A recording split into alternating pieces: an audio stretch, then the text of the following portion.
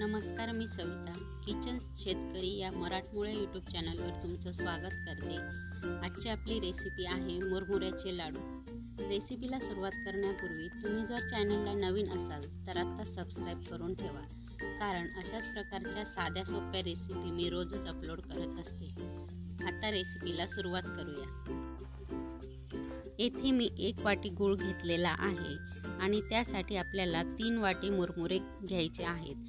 मुरमुरे मी येथे स्वच्छ चाळून घेतलेले आहेत। मुरमुऱ्यांमध्ये कचरा असतो, त्यामुळे मुरमुरे शक्यतो चाळूनच घ्यावे। यानंतर एका कढईमध्ये हे सर्व मुरमुरे टाकून ते आपल्याला भाजून घ्यायचे आहेत।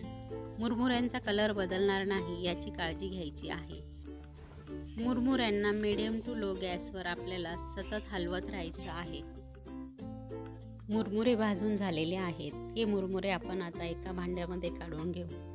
यानंतर त्याच कढईमध्ये मी 2 चमचे तूप टाकून घेतलेला आहे आणि त्यात आपण फोडून घेतलेला 1 वाटी गूळ ॲड करायचा आहे। हा गूळ आपल्याला अशाच प्रकारे उलटण्याच्या साहाय्याने हलवत याचा पाक तयार करून घ्यायचा आहे।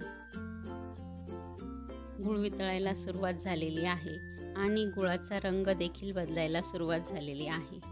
इथे गुळाचा कलर पूर्णपणे बदललेला आहे। आता आपण पाक तयार झाला की नाही हे चेक करू। येथे मी थंड पाण्यात गुळाचा काही पाक टाकून घेतलेला आहे।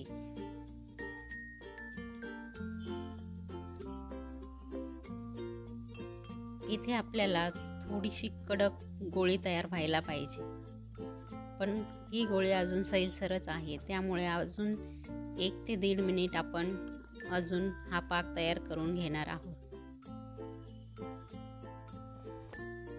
1 ते 1.5 मिनिट झाल्यानंतर पुन्हा एकदा आपण पाक चेक करणार आहोत। इथे थंड पाण्यात थोडासा पाक टाकून थोडा वेळ थंड पाण्यात ठेवल्यानंतर जर पाकाचा असा तुटल्यासारखा आवाज येत असेल तर हा पाक आपल्यासाठी परफेक्ट आहे। आता आपण गॅस बंद करून यामध्ये मुरमुरे ॲड करून घेणार आहोत। मुरमुरे टाकल्यानंतर पुढची प्रोसेस आपल्याला पटापट करायची आहे। हे मिश्रण आपल्याला व्यवस्थित मिक्स करून यापासून लाडू वळून घ्यायचे आहेत।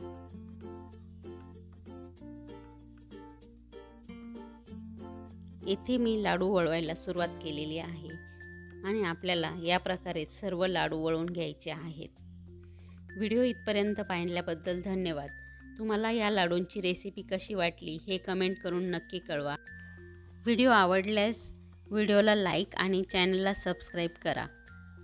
पुन्हा भेटूया एका नवीन रेसिपीसोबत। धन्यवाद।